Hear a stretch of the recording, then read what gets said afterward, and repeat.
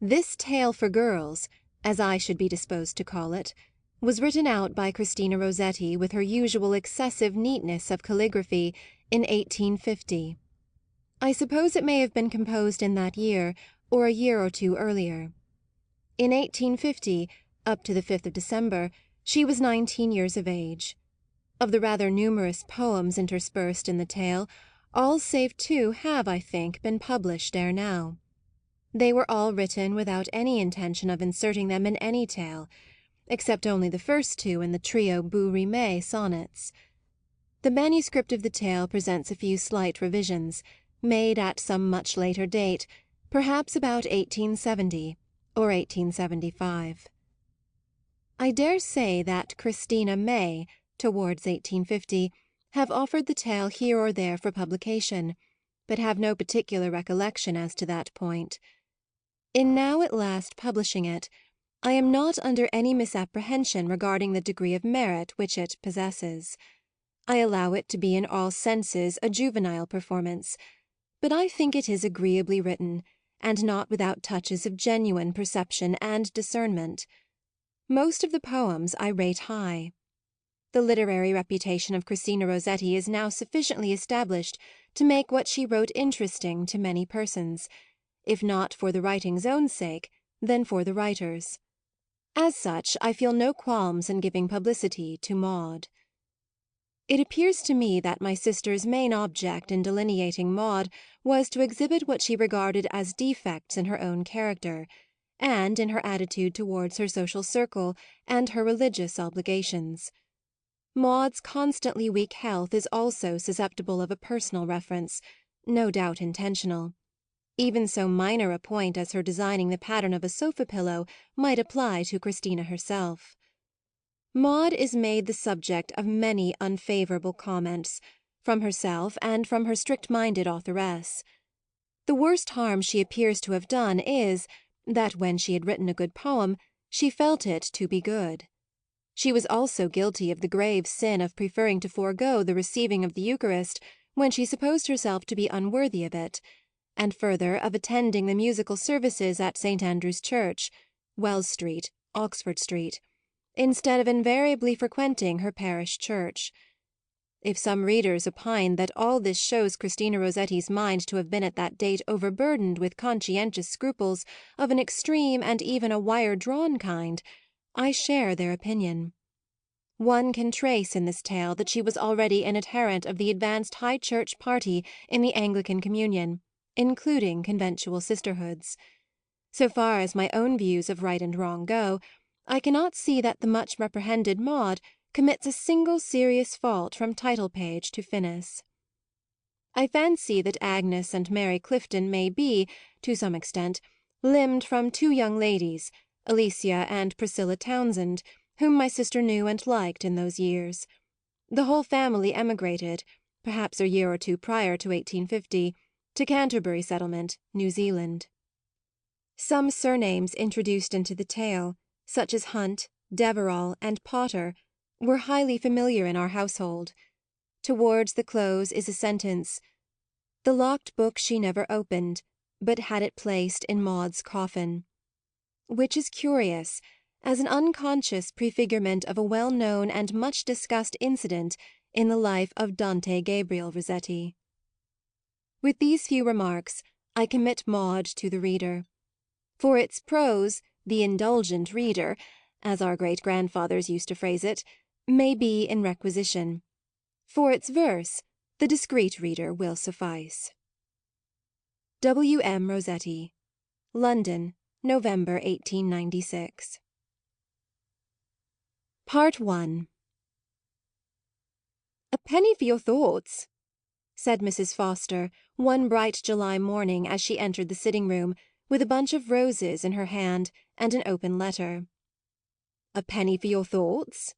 said she, addressing her daughter, who, surrounded by a chaos of stationery, was flipping out of sight some scrawled paper. This observation remaining unanswered, the mother, only too much accustomed to inattention, continued: "Here's a note from your Aunt Letty. She wants us to go and pass a few days with them. You know, Tuesday is Mary's birthday, So they mean to have some young people, and cannot dispense with your company." "Do you think of going?" said Maude at last, having locked her writing book. "Yes, dear. Even a short stay in the country may do you good. You have looked so pale lately. Don't you feel quite well? Tell me." "Oh, yes. There is not much the matter. Only I am tired and have a headache. Indeed, there is nothing at all the matter. Besides, the country may work wonders." Half satisfied, half uneasy, Mrs. Foster asked a few more questions, to have them all answered in the same style, vain questions, put to one who, without telling lies, was determined not to tell the truth. When once more alone, Maude resumed the occupation which her mother's entrance had interrupted. Her writing book was neither commonplace book, album, scrap book, nor diary. It was a compound of all these, and contained original compositions not intended for the public eye, pet extracts, extraordinary little sketches, and occasional tracts of journal. This choice collection she now proceeded to enrich with the following sonnet: "Yes, I too could face death and never shrink. But it is harder to bear hated life, to strive with hands and knees weary of strife, to drag the heavy chain whose every link galls to the bone, to stand upon the brink of the deep grave, nor drowse, though it be rife with sleep, to hold with steady hand the knife, nor strike home. This is courage, as I think. Surely to suffer is more than to do is quickly done, to suffer is longer and fuller of heart sicknesses. Each day's experience testifies of this. Good deeds are many, but good lives are few. Thousands taste the full cup. Who drains the lees?" Having done which, she yawned, leaned back in her chair, and wondered how she should fill the time till dinner. Maude Foster was just 15. Small, though not positively short, she might easily be overlooked, but would not easily be forgotten. Her figure was slight and well made, but appeared almost high-shouldered through a habitual shrugging stoop. Her features were regular and pleasing.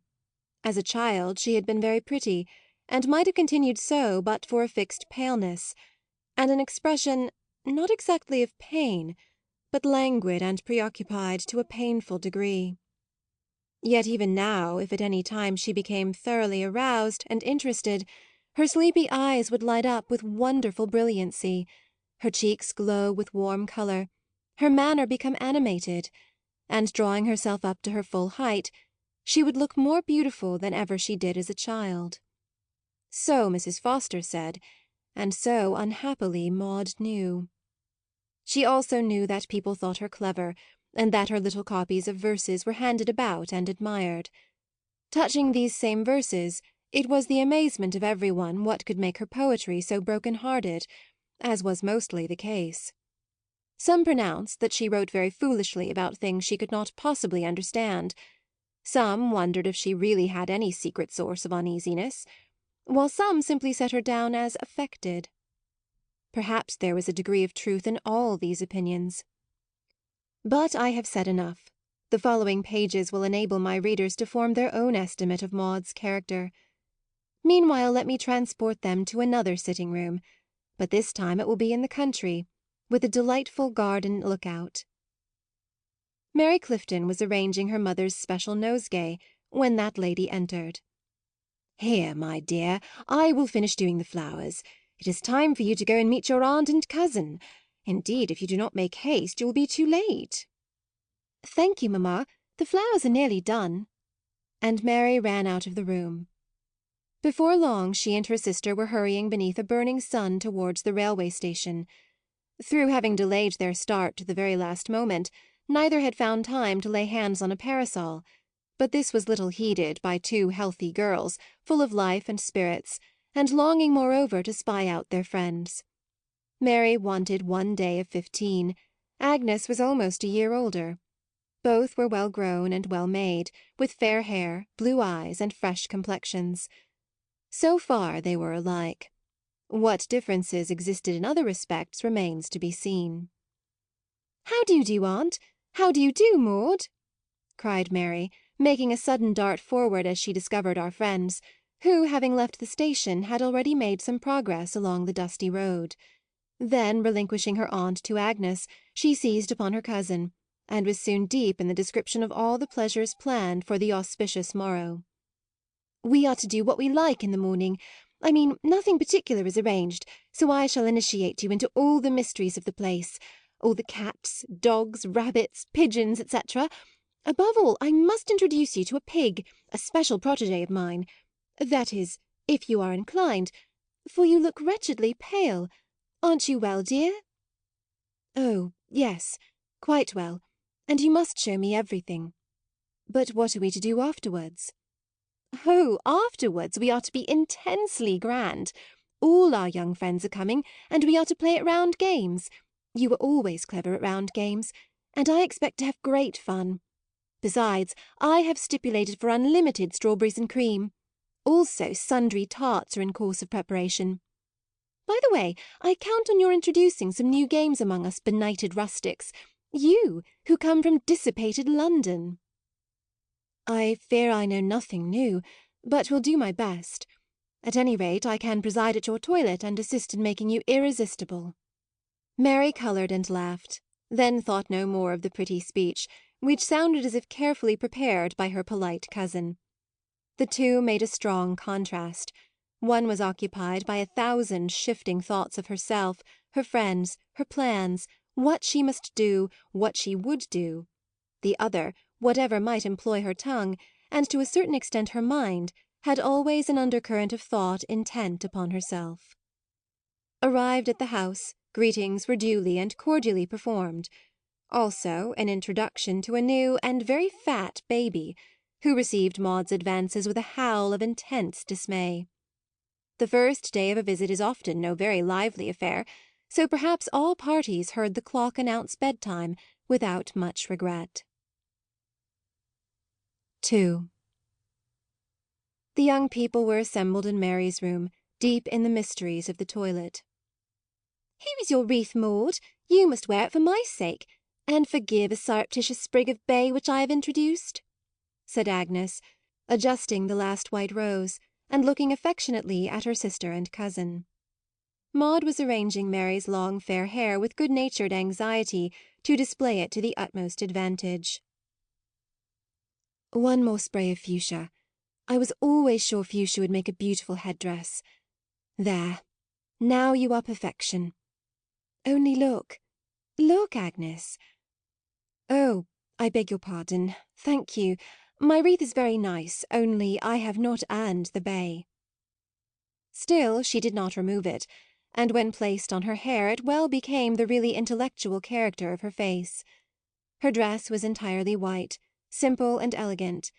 Neither she nor Agnes would wear ornaments, but left them to Mary, in whose honour the entertainment was given, and who in all other respects was arrayed like her sister. In the drawing-room Mary proceeded to set in order the presents received that morning, a handsomely bound Bible from her father, and a small prayer-book with cross and clasp from her mother, a bracelet of Maude's hair from her aunt, a cornelian heart from Agnes, and a pocket bonbonnière from her cousin, besides pretty trifles from her little brothers. In the midst of arrangements and rearrangements, the servant entered with a large bunch of lilies from the village school-children, and the announcement that Mr. and Mrs. Savage were just arrived with their 6 daughters. Gradually the guests assembled, young and old, pretty and plain, all alike seemingly bent on enjoying themselves, some with gifts, and all with cordial greetings for Mary, for she was a general favourite. There was slim Rosanna Hunt, her scarf arranged with artful negligence to hide a slight protrusion of one shoulder, and sweet Magdalen Ellis habited as usual in quiet colours. Then came Jane and Alice Deverall, twins so much alike that few besides their parents knew them apart with any certainty, and their fair brother Alexis, who, had he been a girl, would have increased the confusion. There was little Ellen Potter, with a round rosy face like an apple, looking as natural and good-humoured as if, instead of a grand French governess, She had had her own parents with her like most of the other children. And then came 3 rather haughty-looking Miss Stantons, and pale Hannah Lindley, the orphan, and Harriet Eyre, a thought too showy in her dress. Mary, all life and spirits, hastened to introduce the newcomers to Maude, who, perfectly unembarrassed, bowed and uttered little speeches with the manner of a practised woman of the world, while the genuine, unobtrusive courtesy of Agnes did more towards making their guests comfortable than the eager good nature of her sister, or the correct breeding of her cousin. At length the preliminaries were all accomplished, every one having found a seat, or being otherwise satisfactorily disposed of. The elders of the party were grouped here and there talking and looking on. The very small children were accommodated in an adjoining apartment with a gigantic Noah's Ark, and the rest of the young people being at liberty to amuse themselves as fancy might prompt, a general appeal was made to Miss Foster for some game, novel, entertaining, and ingenious, or, as some of the more diffident hinted, easy. "I really know nothing new," said Maude. "You must have played at Proverbs. What's my thought like? How do you like it? And magic music. Or stay, there is one thing we can try. Bourrimée." "What?" asked Mary. "Bourrimée. It is very easy. Some one gives rhymes, mamma can do that, and then every one fills them up as they think fit. A sonnet is the best form to select, but if you wish we could try 8 or even 4 lines." "But I am certain I could not make a couplet," said Mary, laughing. "Of course you would get on capitally, and Agnes might manage very well, and Magdalen can do anything. But it is quite beyond me. Do pray think of something more suited to my capacity." "Indeed, I have nothing else to propose. This is very much better than mere common games. But if you will not try it, that ends the matter." And Maude leaned back in her chair. "I hope," began Mary, but Agnes interposed. "Suppose some of us attempt Bourrimée, and you meanwhile can settle what we shall do afterwards. Who is ready to test her poetical powers? What, no one? Oh, Magdalen, pray join Maude and me." This proposal met with universal approbation, and the 3 girls retreated to a side table. Mary, who supplied the rhymes, exacting a promise that only 1 sonnet should be composed. Before the next game was fixed upon, the 3 following productions were submitted for judgment to the discerning public. The first was by Agnes.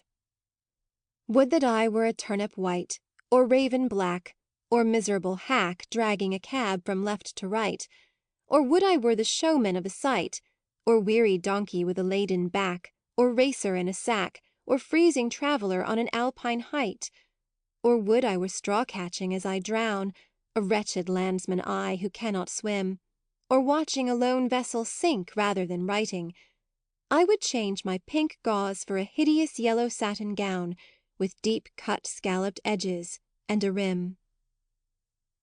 "Indeed, I had no idea of the sacrifice you were making," observed Maude. "You did it with such heroic equanimity. Might I, however, venture to hint that my sympathy with your sorrows would have been greater had they been expressed in metre?" "There's gratitude for you!" cried Agnes gaily. "What have you to expect, Magdalen?" And she went on to read her friend's sonnet. I fancy the good fairies dressed in white, glancing like moonbeams through the shadows black, without much work to do for king or hack, training perhaps some twisted branch aright, or sweeping faded autumn leaves from sight, to foster embryo life, or binding back stray tendrils, or in ample bean-pod sack bringing wild honey from the rocky height, or fishing for a fly lest it should drown, or teaching water-lily heads to swim, fearful that sudden rain might make them sink, or dyeing the pale rose a warmer pink, or wrapping lilies in their leafy gown, yet letting the white peep beyond the rim. "Well, Maude?" "Well, Agnes, Miss Ellis is too kind to feel gratified at hearing that her verses make me tremble for my own. But such as they are, listen. Some ladies dress in muslin full and white, some gentlemen in cloth succinct and black. Some patronize a dog-cart, some a hack. Some think a painted Clarence only right. Youth is not always such a pleasing sight. Witness a man with tassels on his back, or woman in a greatcoat like a sack, towering above her sex with horrid height. If all the world were water fit to drown, there are some whom you would not teach to swim, rather enjoying if you saw them sink. Certain old ladies dressed in girlish pink, with roses and geraniums on their gowns, go to the basin, poke them o'er the rim. "What a very odd sonnet!" said Mary after a slight pause. "But surely men don't wear tassels?" Her cousin smiled. "You must allow for poetical licence, and I have literally seen a man in Regent Street wearing a sort of hooded cloak with one tassel. Of course every one will understand the basin to mean the one in St. James's Park." "With these explanations your sonnet is comprehensible," said Mary; and Magdalen added with unaffected pleasure, "and without them it was by far the best of the three." Maude now exerted herself to amuse the party, and soon proved that ability was not lacking.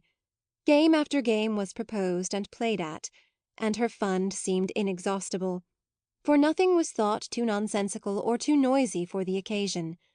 Her good humour and animation were infectious. Miss Stanton incurred forfeits with the blandest smile. Hannah Lindley blushed and dimpled as she had not done for many months. Rosanna never perceived the derangement of her scarf. Little Ellen exulted in freedom from schoolroom trammels. The twins guessed each other's thoughts with marvellous facility. Magdalen laughed aloud, and even Harriet Eyre's dress looked scarcely too gay for such an entertainment. Well was it for Mrs. Clifton that the strawberries, cream, and tarts had been supplied with no niggard hand, and very meagre was the remnant left when the party broke up at a late hour. 3. Agnes and Mary were discussing the pleasures of the preceding evening as they sat over the unusually late breakfast when Maude joined them. Salutations being exchanged and refreshments supplied to the last comer, the conversation was renewed. "Who did you think was the prettiest girl in the room last night? Our charming selves, of course, excepted," asked Mary. "Agnes and I cannot agree on this point." "Yes," said her sister, "we quite agree as to mere prettiness. Only I maintain that Magdalen is infinitely more attractive than half the handsome people one sees. There is so much sense in her face, and such sweetness. Besides, her eyes are really beautiful." "Miss Ellis has a characteristic countenance, but she appeared to me very far from the belle of the evening. Rosanna Hunt has much more regular features." "Surely you don't think Rosanna prettier than Jane and Alice?" interrupted Mary. "I suppose I never look at those two without fresh pleasure." "They have good fair complexions, eyes, and hair, certainly." And Maude glanced rather pointedly at her unconscious cousin. "But to me they have a wax-dollish air which is quite unpleasant. I think one of the handsomest faces in the room was Miss Stanton's." "But she has such a disagreeable expression," rejoined Mary hastily. Then, colouring, she half turned towards her sister, who looked grave, but did not speak. A pause ensued, and then Agnes said: "I remember how prejudiced I felt against Miss Stanton when first she came to live here, for her appearance and manners are certainly unattractive; and how ashamed of myself I was when we heard that last year, through all the bitterly cold weather, she rose at 6, though she has never a fire in her room, that she might have time before breakfast to make clothes for some of the poorest people in the village. And in the spring, when the scarlet fever was about, her mother would not let her go near the sick children for fear of contagion. So she saved up all her pocket money to buy wine and soup and such things for them as they recovered." "I dare say she is very good," said Maude, "but that does not make her pleasing. Besides, the whole family have that disagreeable expression, and I suppose they are not all paragons. But you have both finished breakfast, and make me ashamed by your diligence. What is that beautiful piece of work?" The sisters looked delighted. "I am so glad you like it, dear Maude. Mary and I are embroidering a cover for the lectern in our church, but we feared you might think the ground dull." "Not at all. I prefer those quiet shades. Why, how well you do it! Is it not very difficult? Let me see if I understand the devices. There is the cross and the crown of thorns, and those must be the keys of St. Peter, with, of course, the sword of St. Paul. Do the flowers mean anything? I am the rose of Sharon and the lily of the valley, answered Agnes, pointing. That is balm of Gilead, at least it is what we call so. There are myrrh and hyssop, and that is a palm branch. The border is to be vine leaves and grapes, with fig leaves at the corners, thanks to Mary's suggestions. Would you like to help us? There is plenty of room at the frame. No, I should not do it well enough, and have not time to learn, as we go home to-morrow. How I envy you, she continued in a low voice, as if speaking rather to herself than to her hearers. You who live in the country, and are exactly what you appear, and never wish for what you do not possess. I am sick of display, and poetry, and acting. You do not act, replied Agnes warmly. I never knew a more sincere person. One difference between us is that you are less healthy and far more clever than I am. And this reminds me, Miss Savage begged me to ask you for some verses to put in her album. Would you be so very obliging? Any that you have by you would do. She can have the sonnet I wrote last night. Agnes hesitated. I could not well offer her that, because... Why, she does not tower. Oh, I suppose she has some reprehensible old lady in her family, and so might feel hurt at my lynch law. I will find you something else, then, before I go. And that evening, when Agnes went to her cousin's room to help her in packing, Maude consigned to her a neat copy of the following lines. She sat and sang alway, by the green margin of a stream, watching the fishes leap and play beneath the glad sunbeam. I sat and wept alway, beneath the moon's most shadowy beam, watching the blossoms of the May weep leaves into the stream. I wept for memory, she sang for hope that is so fair. My tears were swallowed by the sea, her songs died on the air. Rather more than a year had elapsed since Maude parted from her cousins, and now she was expecting their arrival in London every minute. For Mrs. Clifton, unable to leave her young family, had gratefully availed herself of Mrs. Foster's offer to receive Agnes and Mary during the early winter months, that they might take music and dancing lessons with their cousin. At length the rumbling of an approaching cab was heard, then a loud knock and ring. Maude started up, but instead of running out to meet her guests, began poking vigorously at the fire, which soon sent a warm, cheerful light through the apartment, enabling her, when they entered, to discern that Agnes had a more womanly air than at their last meeting, that Mary had outgrown her sister, and that both were remarkably good-looking. First let me show you your room, and then you can settle comfortably to tea. We are not to wait for mamma. She thought you would not mind sleeping together, as our house is so small, and I have done my best to arrange things to your taste, for I know of old you have only one taste between you. Look, my room is next yours, so we can help each other very cosily. Only pray don't think of unpacking now. There will be plenty of time this evening, and you must be famished. Come. But Agnes lingered still, eager to thank her cousin for the good-natured forethought which had robbed her own apartment of flower vases and inkstands for the accommodation of her guests.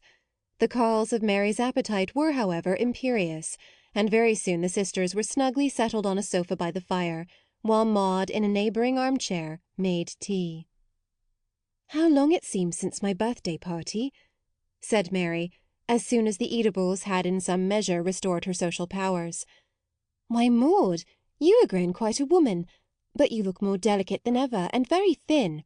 Do you still write verses? Then, without waiting for a reply, those which you gave Miss Savage for her album were very much admired, and Magdalen Ellis wished at the time for an autograph copy, only she had not the courage to trouble you. But perhaps you are not aware that poor Magdalen has done with albums and such like, at least for the present.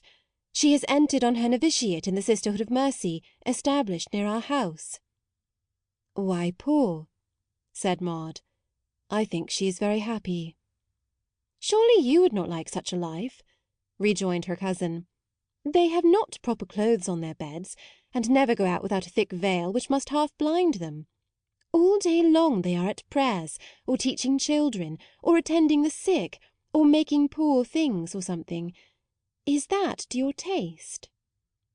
Maude half sighed, and then answered: "You cannot imagine me either fit or inclined for such a life.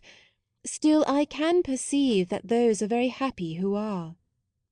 When I was preparing for confirmation, Mr. Paulson offered me a district, but I did not like the trouble, and mamma thought me too unwell for regularity. I have regretted it since, though. Yet I don't fancy I ever could have talked to the poor people or done the slightest good. Yes, I continue to write now and then as the humour seizes me, and if Miss Ellis— Sister Magdalen," whispered Agnes. "If Sister Magdalen will accept it, I will try and find her something admissible even within convent walls. But let us change the subject. On Thursday we are engaged to tea at Mrs. Strawdy's. There will be no sort of party, so we need not dress or take any trouble." "Will my aunt go with us?" asked Agnes. "No, poor mamma has been ailing for some time, and is by no means strong. So, as Mrs. Strawdy is an old schoolfellow of hers, and a most estimable person, she thinks herself justified in consigning you to my guardianship. On Saturday we must go shopping, as Aunt Letty says you are to get your winter things in London, and I can get mine at the same time. On Sunday, or does either of you dislike cathedral services?" Agnes declared they were her delight, and Mary, who had never attended any, expressed great pleasure at the prospect of hearing what her sister preferred to all secular music. "Very well," continued Maude, "we will go to St. Andrew's then, and you shall be introduced to a perfect service, or at any rate to perhaps the nearest English approach to vocal perfection. But you are to be quite at home here, so we have not arranged any particular plans of amusement, but mean to treat you like ourselves. And now it is high time for you to retire. Here, Agnes," handing to her cousin a folded paper, the result of a rummage in her desk. "Will you enclose this to Sister Magdalen, and assure her that my verses are honoured even in my own eyes by her acceptance? You can read them if you like, and Mary too, of course, only please not in my presence." They were as follows: "Sweet, sweet sound of distant waters falling on a parched and thirsty plain. Sweet, sweet song of soaring skylark calling on the sun to shine again. Perfume of the rose, only the fresher for past fertilizing rain. Pearls amid the sea, a hidden treasure for some daring hand to gain. Better, dearer than all these is the earth beneath the trees. Of a much more priceless worth is the old brown common earth. Little snow-white lamb, piteously bleating for thy mother far away, saddest, sweetest nightingale retreating with thy sorrow from the day. Weary fawn whom night has overtaken, from the herd gone quite astray. Dove whose nest was rifled and forsaken in the budding month of May. Roost upon the leafy trees, lie on earth and take your ease. Death is better far than birth, you shall turn again to earth. Listen to the never pausing murmur of the waves that fret the shore. See the ancient pine that stands the firmer for the storm shock that it bore. And the moon her silver chalice filling with light from the great sun's store, and the stars which deck our temple's ceiling as the flowers deck its floor. Look and hearken while you may, for these things shall pass away. All these things shall fail and cease. Let us wait the end in peace. Let us wait the end in peace, for truly that shall cease which was before. Let us see our lamps are lighted, duly fed with oil, nor wanting more. Let us pray while yet the Lord will hear us, for the time is almost o'er. Yea, the end of all is very near us, yea, the Judge is at the door. Let us pray now while we may, It will be too late to pray, when the quick and dead shall all rise at the last trumpet call. 2. When Thursday arrived, Agnes and Mary were indisposed with colds, so Mrs. Foster insisted on her daughters making their excuses to Mrs. Strawdy. In a dismal frame of mind, Maude, assisted by her sympathizing cousins, performed her slight preliminary toilet. "You have no notion of the utter dreariness of this kind of invitation. I counted on your helping me through the evening, and now you fail me. Thank you, Mary, I shall not waste eau de Cologne on my handkerchief. Good night, both. Mind you go to bed early, and get up quite well to morrow. Good night." The weather was foggy and raw as Maude stepped into the street, and proved anything but soothing to a temper already fretted. So by the time that she had arrived at her destination, removed her walking things, saluted her hostess, and apologized for her cousins, her countenance had assumed an expression neither pleased nor pleasing. "Let me present my nieces to you, my dear," said Mrs. Strawdy, taking her young friend by the hand and leading her towards the fire. "This is Miss Mowbray, or, as you must call her, Annie. That is Caroline, and that is Sophie. They have heard so much of you that any farther introduction is needless." Here Maude bowed rather stiffly. "But as we are early people, you will excuse our commencing with tea, after which we shall have leisure for amusement." There was something so genuinely kind and simple in Mrs. Strawdy's manner that even Maude felt mollified, and resolved on doing her best not only towards suppressing all appearance of yawns, but also towards bearing her part in the conversation. "My cousins will regret their indisposition more than ever, when they learn of how much pleasure it has deprived them," said she, civilly addressing Miss Mowbray. A polite smile, bend, and murmur formed the sole response, and once more a subject had to be started. "Have you been very gay lately? I begin to acquire the reputation of an invalid, and so my privacy is respected." Annie coloured, and looked excessively embarrassed. At last she answered, in a low, hesitating voice: "We go out extremely little, partly because we never dance." "Nor I either. It really is too fatiguing. Yet ballroom is no bad place for a mere spectator. Perhaps, though, you prefer the theatre." "We never go to the play," rejoined Miss Mowbray, looking more and more uncomfortable. Maude ran on: "Oh, I beg your pardon. You do not approve of such entertainments. I never go, but only for want of some one to take me." Then, addressing Mrs. Mowbray: "I think you know my aunt, Mrs. Clifton." "I visited her years ago with your mamma," was the answer, "when you were quite a little child. I hope she continues in good health. Pray remember me to her and to Mr. Clifton when you write." "With pleasure.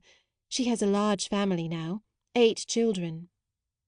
"That is indeed a large family," rejoined Mrs. Strawdy, intent meanwhile on dissecting a cake with mathematical precision.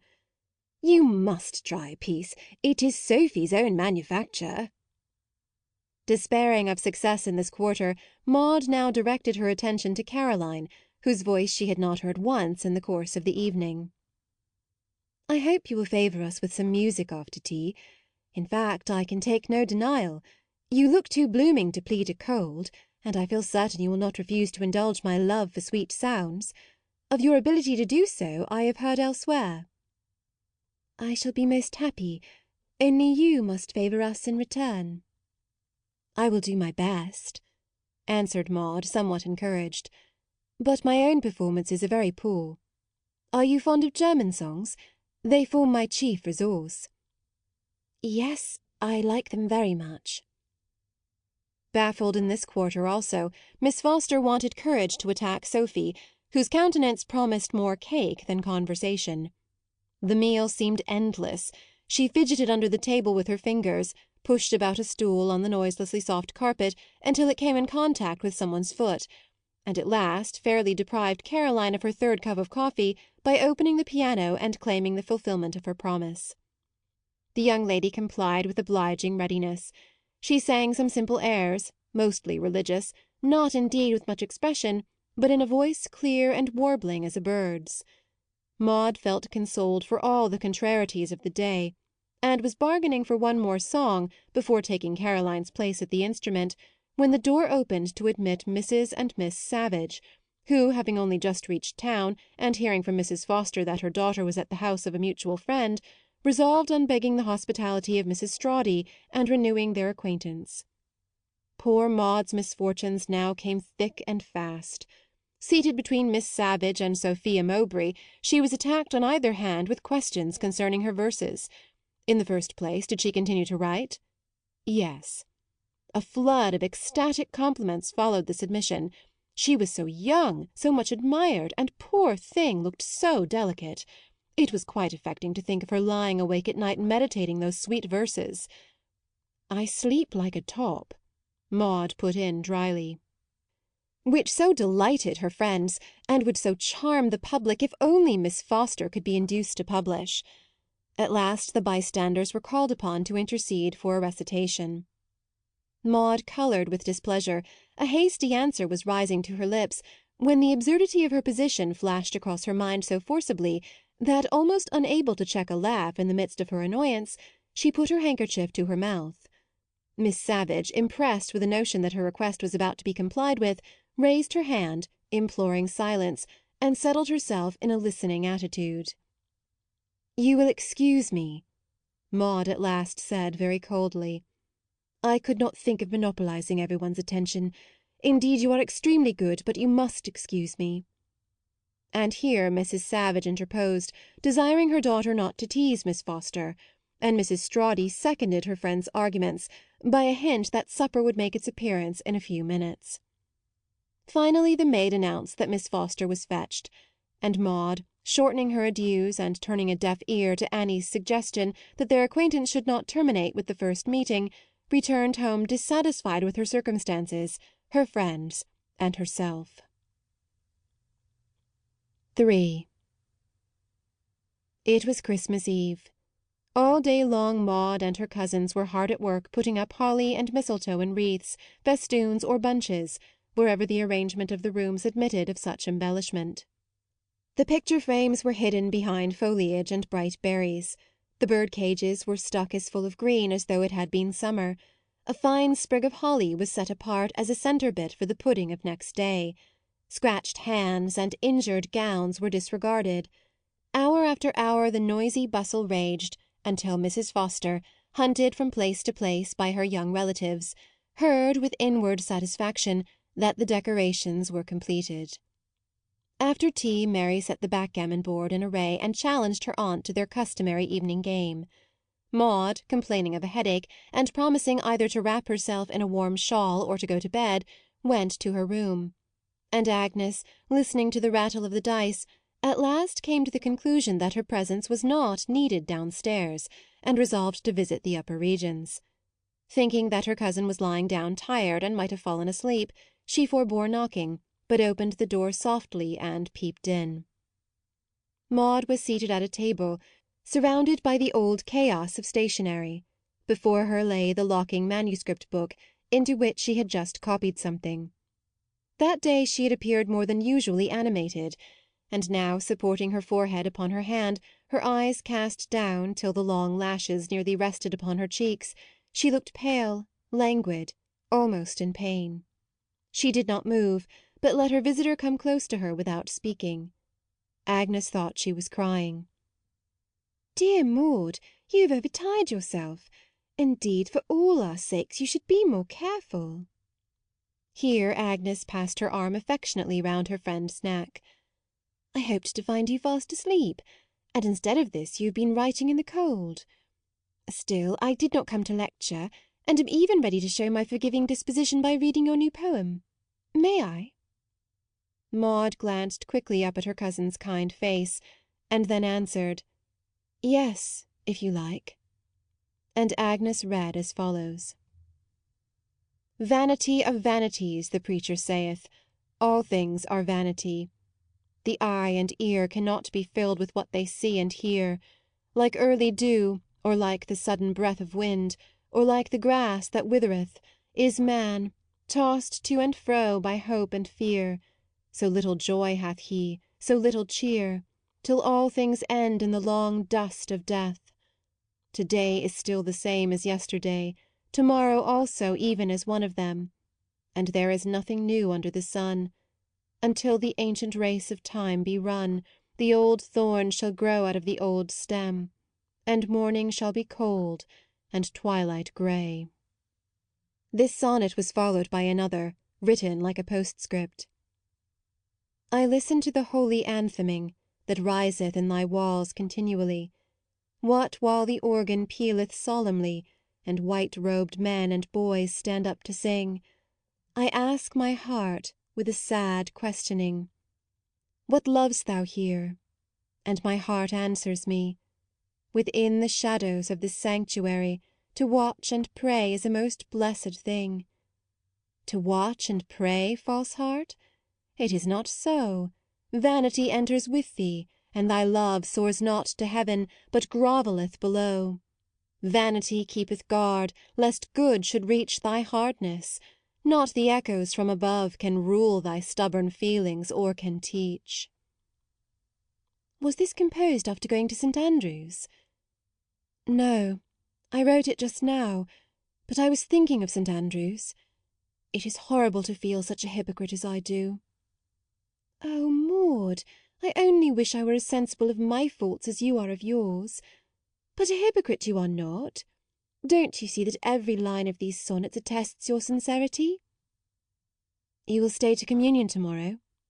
Asked Maude after a short silence, and without replying to her cousin's speech, even these few words seemed to cost her an effort. Of course I shall. Why, it is Christmas Day. At least I trust to do so. Mary and I have been thinking how nice it will be for us all to receive together. So I want you to promise that you will pray for us at the altar, as I shall for you. Will you? I shall not receive to morrow, answered Maude. Then, hurrying on as if to prevent the other from remonstrating, no, at least I will not profane holy things. I will not add this to all the rest. I have gone over and over again, thinking I should come right in time, and I do not come right. I will go no more. Agnes turned quite pale. Stop, she said, interrupting her cousin. Stop, you cannot mean. You do not know what you are saying. You will go no more? Only think, if the struggle is so hard now, what it will be when you reject all help. I do not struggle. You are ill to-night, rejoined Agnes very gently. You are tired and over-excited. Take my advice, dear. Say your prayers and get to bed. But do not be very long. If there is anything you miss and will tell me of, I will say it in your stead. Don't think me unfeeling. I was once on the very point of acting as you propose. I was perfectly wretched, harassed and discouraged on all sides.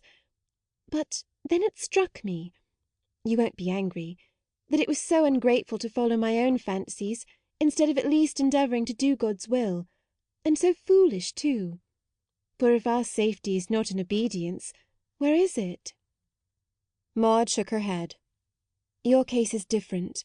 Whatever your faults may be, not that I perceive any, you are trying to correct them. Your own conscience tells you that. But I am not trying. No one will say that I cannot avoid putting myself forward and displaying my verses. Agnes, you must admit so much. Deep-rooted indeed was that vanity which made Maude take pleasure on such an occasion in proving the force of arguments directed against herself. Still Agnes would not yield, but resolutely did battle for the truth. If hitherto it has been so, let it be so no more. It is not too late. Besides, think for one moment what will be the end of this. We must all die. What if you keep to your resolution, and do as you have said, and receive the Blessed Sacrament no more? Her eyes filled with tears. Maude's answer came in a subdued tone. I do not mean never to communicate again. You remember Mr. Paulson told us last Sunday that sickness and suffering is sent for our correction.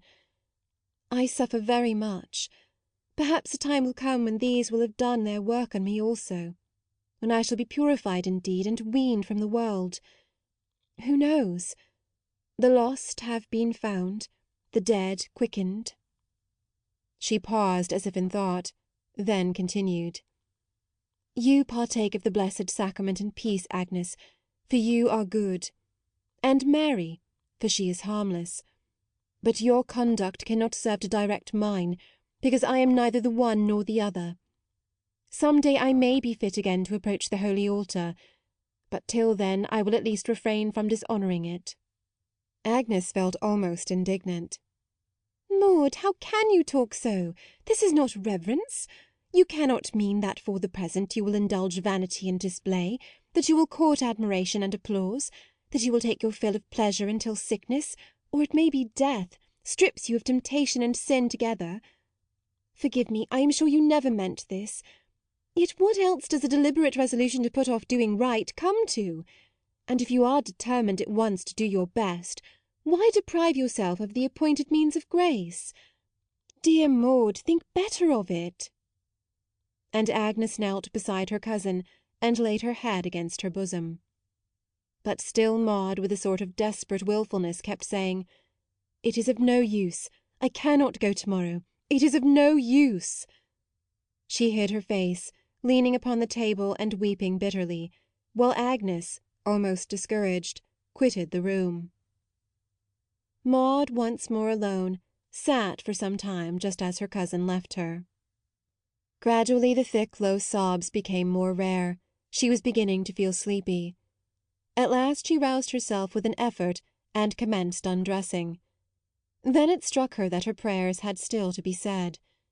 The idea of beginning them frightened her, yet she could not settle to sleep without saying something. Strange prayers they must have been, offered with a divided heart and a reproachful conscience. Still they were said at length, and Maude lay down harassed, wretched, remorseful, everything but penitent.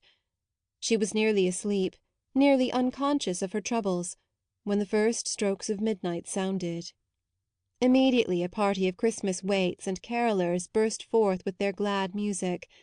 The first part was sung in full chorus. Thank God, we do believe, thank God that this is Christmas Eve. Even as we kneel upon this day, even so the ancient legends say, nearly 2000 years ago the stalled ox knelt, and even so the ass knelt full of praise, which they could not repress, while we can pray. Thank God, for Christ was born, ages ago as on this morn, in the snow season undefiled, Christ came to earth a little child. He put his ancient glory by, to live for us, and then to die. Then half the voices sang the following stanza. How shall we thank God? How shall we thank him and praise him worthily? What will he have who loved us thus? What presents will he take from us? Will he take gold, or precious heap of gems? Or shall we rather steep the air with incense, or bring myrrh? What man will be our messenger, to go to him and ask his will? Which having learned we will fulfil, though he choose all we most prefer, what man will be our messenger? This was answered by the other half. Thank God, the man is found, sure-footed, knowing well the ground. He knows the road, for this the way he travelled once, as on this day. He is our messenger, beside he is our door and path and guide. He also is our offering, he is the gift that we must bring.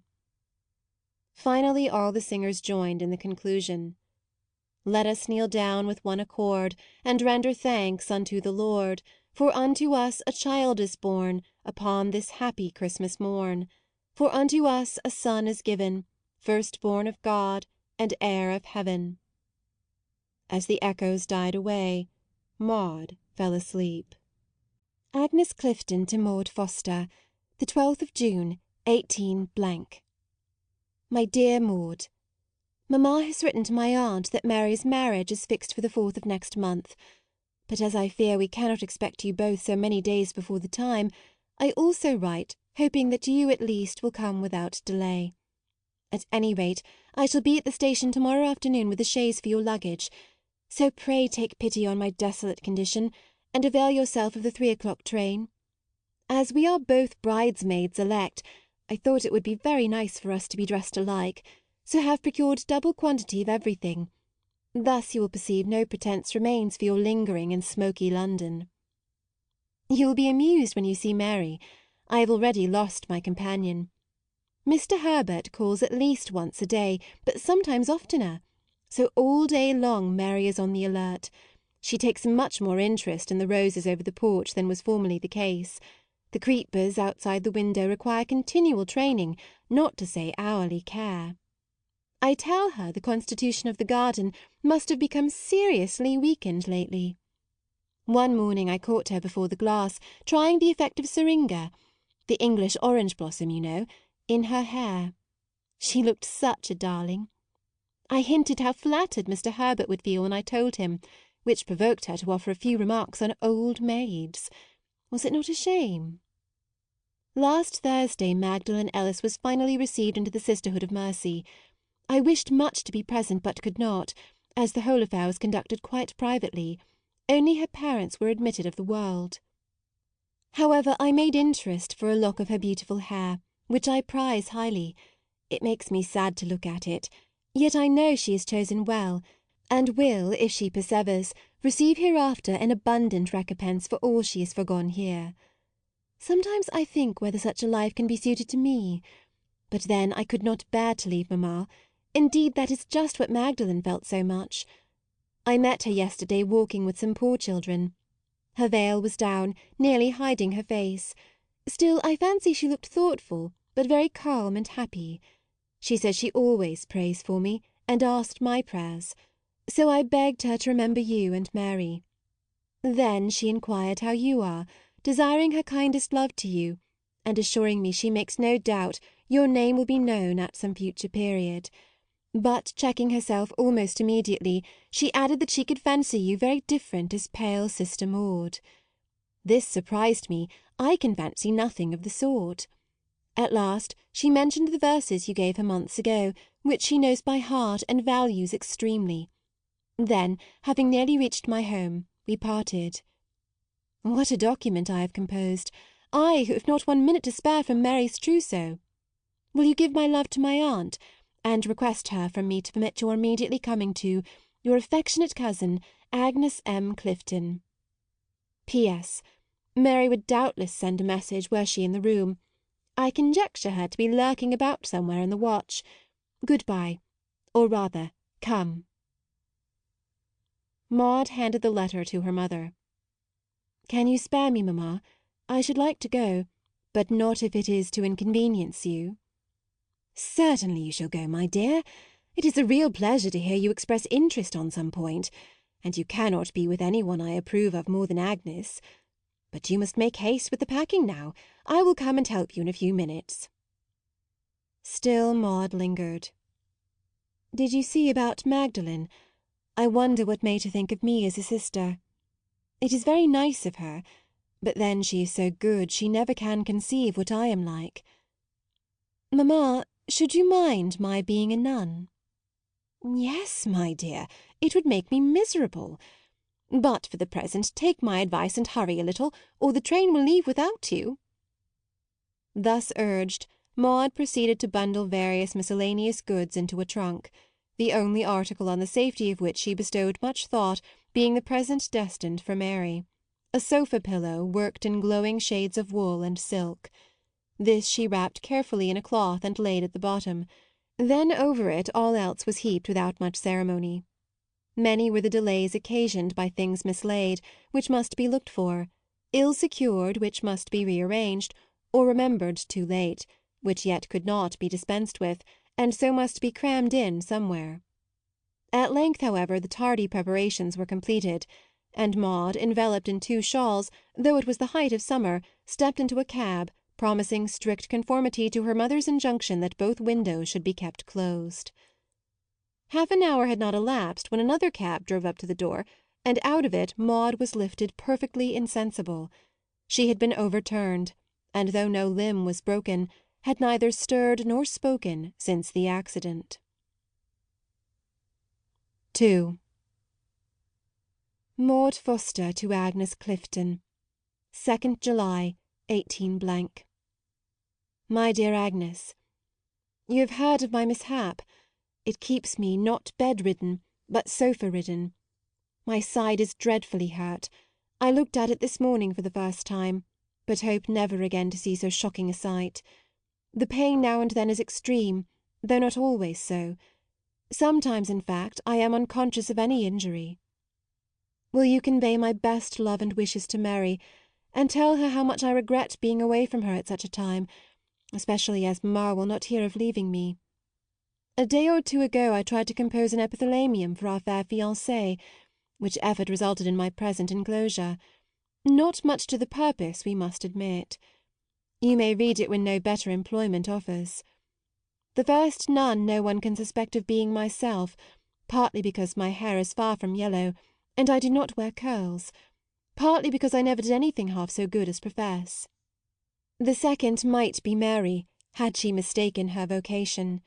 The third is Magdalen, of course. But whatever you miss, pray read the mottos. Put together, they form a most exquisite little song which the nuns sing in Italy. One can fancy Sister Magdalen repeating it with her whole heart. The surgeon comes twice a day to dress my wounds.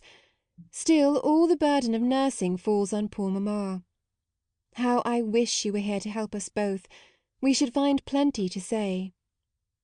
But perhaps ere many months are past I shall be up and about, when we may go together on a visit to Mary, a most delightful possibility. By the way, how I should love a baby of hers, and what a pretty little creature it ought to be. Do you think Mr. Herbert handsome? Hitherto I have only heard a partial opinion. Oh, my side! It gives an awful twinge now and then. You need not read my letter, but I must write it, for I am unable to do anything else. Did the pillow reach safely? It gave me so much pleasure to work it for Mary, who, I hope, likes it. At all events, if not to her taste, she may console herself with the reflection that it is unique, for the pattern was my own designing. Here comes dinner. Good-bye.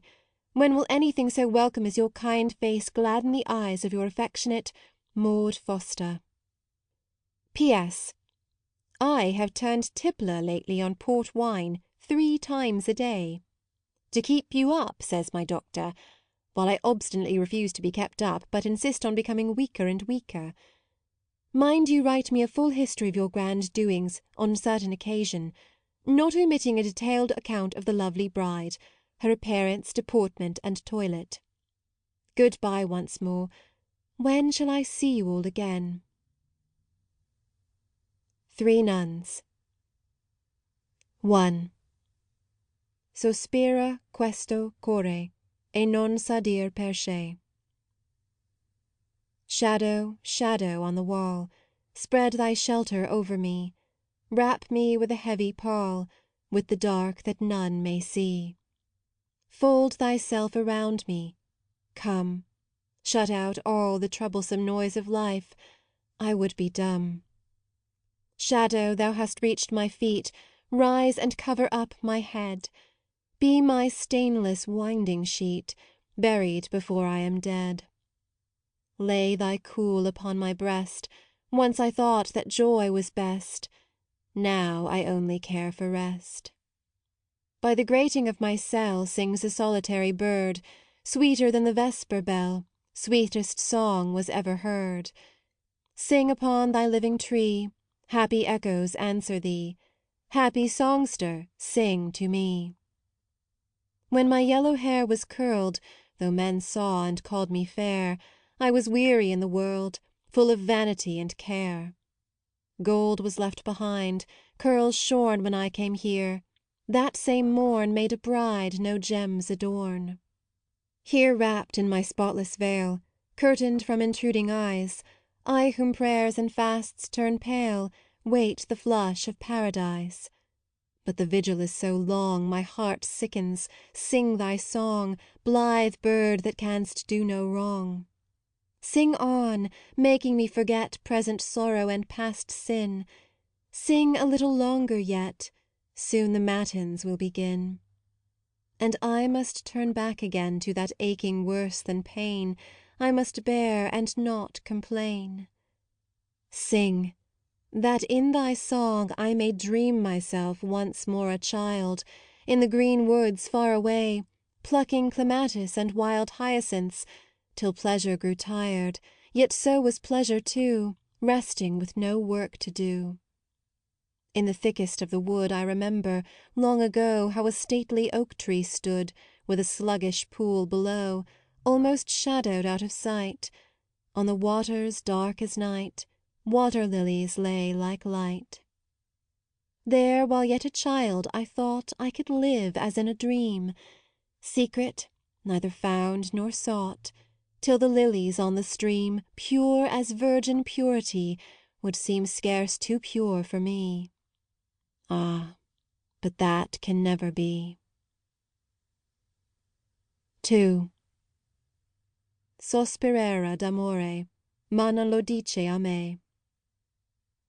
I loved him, yes, where was the sin? I loved him with my heart and soul, but I pressed forward to no goal, there was no prize I strove to win. Show me my sin that I may see, throw the first stone, thou Pharisee. I loved him, but I never sought that he should know that I was fair. I prayed for him. Was my sin prayer? I sacrificed, he never bought. He nothing gave, he nothing took. We never bartered look for look. My voice rose in the sacred choir, the choir of nuns. Do you condemn, even if, when kneeling among them, faith, zeal, and love kindled a fire, and I prayed for his happiness, who knew not? Was my error this? I only prayed that in the end his trust and hope may not be vain. I prayed not we may meet again. I would not let our names ascend, no, not to heaven in the same breath, nor will I join the two in death. Oh, sweet is death, for I am weak and weary, and it giveth rest. The crucifix lies on my breast, and all night long it seems to speak of rest. I hear it through my sleep, and the great comfort makes me weep. O sweet is death that bindeth up the broken and the bleeding heart. The draught chilled but a cordial part lurked at the bottom of the cup, and for my patience will my Lord give an exceeding great reward. Yea, the reward is almost won, a crown of glory and a palm. Soon I shall sing the unknown psalm, soon gaze on light, not on the sun. And soon with surer faith shall pray for him, and cease not night nor day. My life is breaking like a cloud. God judgeth not as man doth judge. Nay, bear with me, you need not grudge this peace. The vows that I have vowed have all been kept. Eternal strength holds me, though mine own fails at length. Bury me in the convent ground, among the flowers that are so sweet, and lay a green turf at my feet, where thick trees cast a gloom around. At my head let a cross be, white through the long blackness of the night. Now kneel and pray beside my bed, that I may sleep being free from pain, and pray that I may wake again after his likeness, who hath said, faithful is he who promiseth, we shall be satisfied therewith. 3. Rispondimi, cor mio, perche sospiri tu. Risponde. Volio idio, sospiro per Gesù. My heart is as a free-born bird caged in my cruel breast, that flutters, flutters evermore, nor sings, nor is at rest, but beats against the prison bars, as knowing its own nest far off beyond the clouded west. My soul is as a hidden fount shut in by clammy clay, that struggles with an upward moan, striving to force its way up through the turf, over the grass, up, up into the day where twilight no more turneth grey. Oh, for the grapes of the true vine growing in paradise, whose tendrils join the tree of life to that which maketh wise, growing beside the living well, whose sweetest waters rise, where tears are wiped from tearful eyes. Oh, for the waters of that well round which the angels stand! Oh, for the shadow of the rock on my heart's weary land! Oh, for the voice to guide me when I turn to either hand, guiding me till I reach heaven's strand! Thou world from which I am come out, keep all thy gems and gold, keep thy delights and precious things, thou that art waxing old. My heart shall beat with a new life, when thine is dead and cold. When thou dost fear, I shall be bold. When earth shall pass away with all her pride and pomp of sin, the city builded without hands shall safely shut me in. All the rest is but vanity which others strive to win; where their hopes end, my joys begin. I will not look upon a rose, though it is fair to see; the flowers planted in Paradise are budding now for me. Red roses like love visible are blowing on their tree, or white like virgin purity. I will not look unto the sun which setteth night by night; in the untrodden courts of heaven my crown shall be more bright. So in the New Jerusalem, founded and built aright, my very feet shall tread on light. With foolish riches of this world I have bought treasure, where naught perisheth. For this white veil I gave my golden hair, I gave the beauty of my face for vigils, fasts, and prayer. I gave all for this cross I bear. My heart trembled when first I took the vows which must be kept. At first it was a weariness to watch when once I slept. The path was rough and sharp with thorns, my feet bled as I stepped. The cross was heavy, and I wept. While still the names rang in mine ears of daughter, sister, wife, the outside world still looked so fair to my weak eyes, and rife with beauty, my heart almost failed. Then in the desperate strife I prayed, as one who prays for life, until I grew to love what once had been so burdensome. So now when I am faint, because hope deferred seems to numb my heart, I yet can plead, and say, although my lips are dumb, the Spirit and the bride say, Come. 3 3 weeks had passed away. A burning sun seemed baking the very dust in the streets, and sucking the last remnant of moisture from the straw spread in front of Mrs. Foster's house, when the sound of a low, muffled ring was heard in the sick room, and Maude, now entirely confined to her bed, raising herself on one arm, looked eagerly towards the door, which opened to admit a servant with the welcome announcement that Agnes had arrived. After tea, Mrs. Foster, almost worn out with fatigue, went to bed, leaving her daughter under the care of their guest. The first greetings between the cousins had passed sadly enough. Agnes perceived at a glance that Maude was, as her last letter hinted, in a most alarming state; while the sick girl, well aware of her condition, received her friend with an emotion which showed she felt it might be for the last time. But soon her spirits rallied. "I shall enjoy our evening together so much, Agnes," said she, speaking now quite cheerfully. "You must tell me all the news. Have you heard from Mary since your last dispatch to me?" "Mamma received a letter this morning before I set off, and she sent it, hoping to amuse you. Shall I read it aloud?" "No, let me have it myself."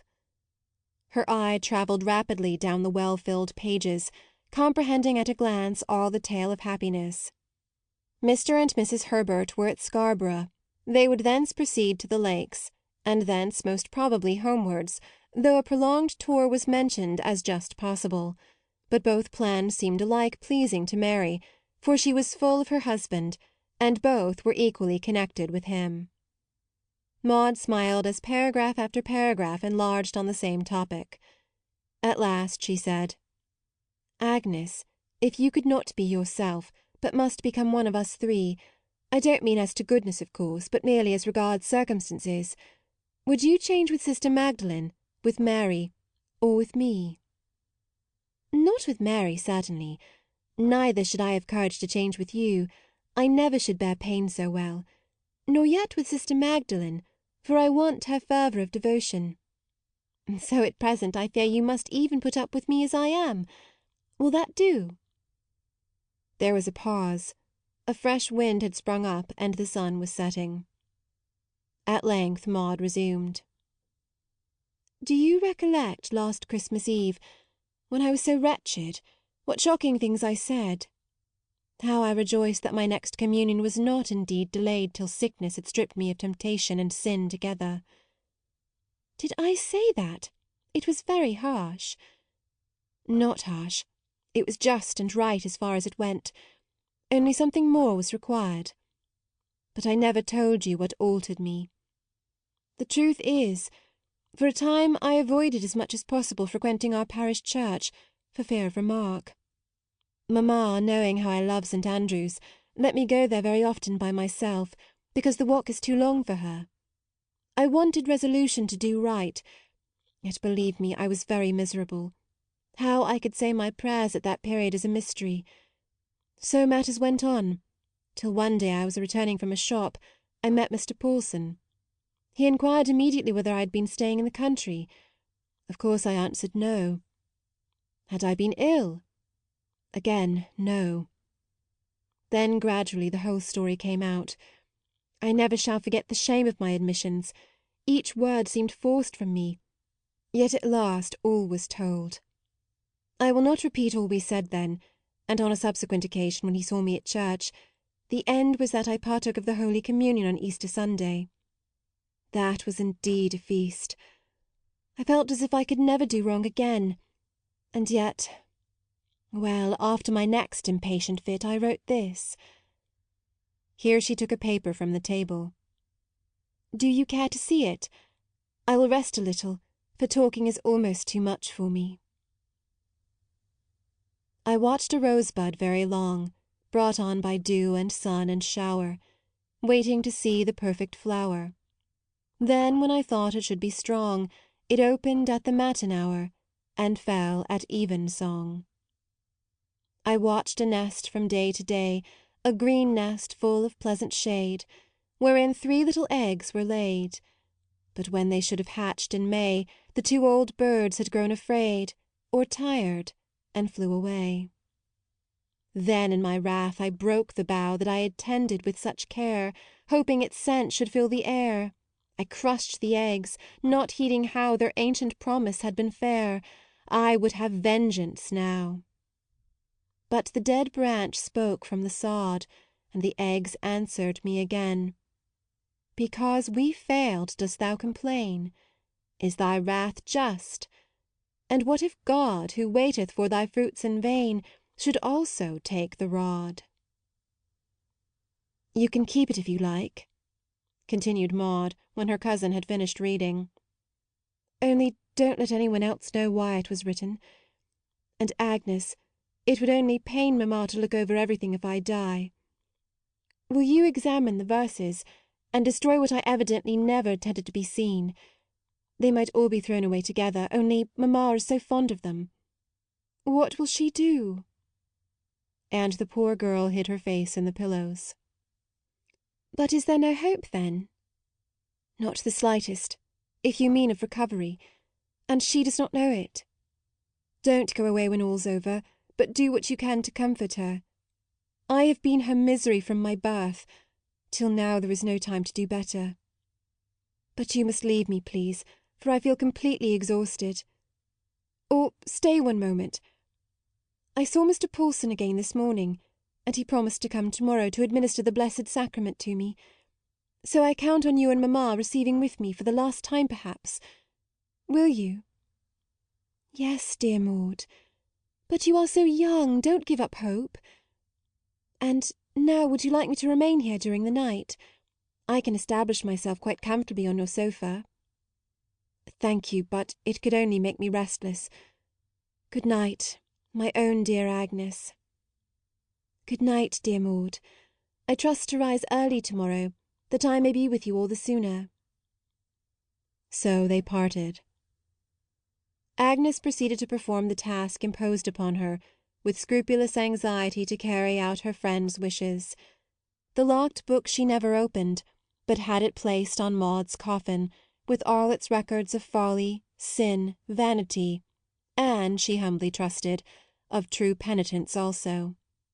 She next collected the scraps of paper found in her cousin's desk and portfolio, or lying loose upon the table, and proceeded to examine them.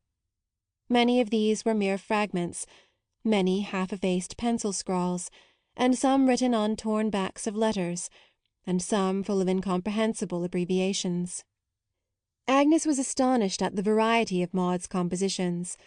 Piece after piece she committed to the flames, fearful lest any should be preserved which were not intended for general perusal. But it cost her a pang to do so, and to see how small a number remained for Mrs. Foster. Of 3 only she took copies for herself. The first was dated 10 days after Maude's accident. Sleep, let me sleep, for I am sick of care. Sleep, let me sleep, for my pain wearies me. Shut out the light, thicken the heavy air with drowsy incense. Let a distant stream of music lull me, languid as a dream, soft as the whisper of a summer sea. Pluck me no rose that groweth on a thorn, no myrtle white and cold as snow in June, fit for a virgin on her marriage morn, but bring me poppies brimmed with sleepy death, and ivy choking what it garlandeth, and primroses that open to the moon. Listen, the music swells into a simple song I loved in days of yore. The echoes take it up and up along the hills, and the wind blows it back again. Peace, peace, there is a memory in that strain of happy days that shall return no more. O peace, your music wakeneth old thought, but not old hope that made my life so sweet, only the longing that must end in naught. Have patience with me, friends, a little while, for soon where ye shall dance and sing and smile, my quickened dust may blossom at your feet. Sweet thought that I may yet live and grow green, that leaves may yet spring from the withered root, and birds and flowers and berries half unseen.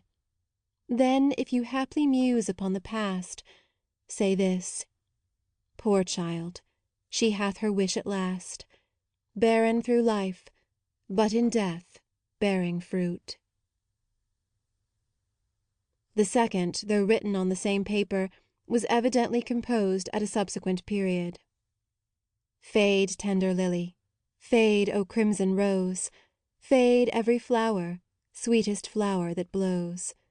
Go, chilly autumn, come, O winter cold, let the green stalks die away into common mould.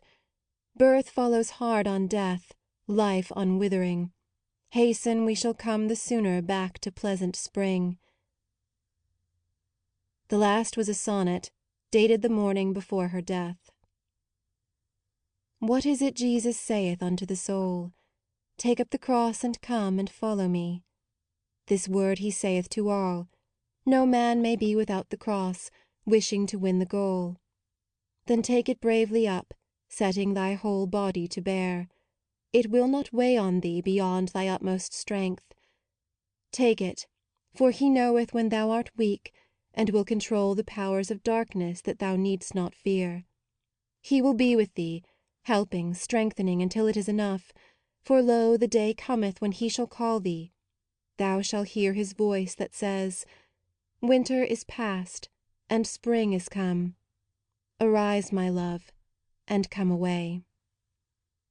Agnes cut one long tress from Maude's head, and on her return home laid it in the same paper with the lock of Magdalen's hair.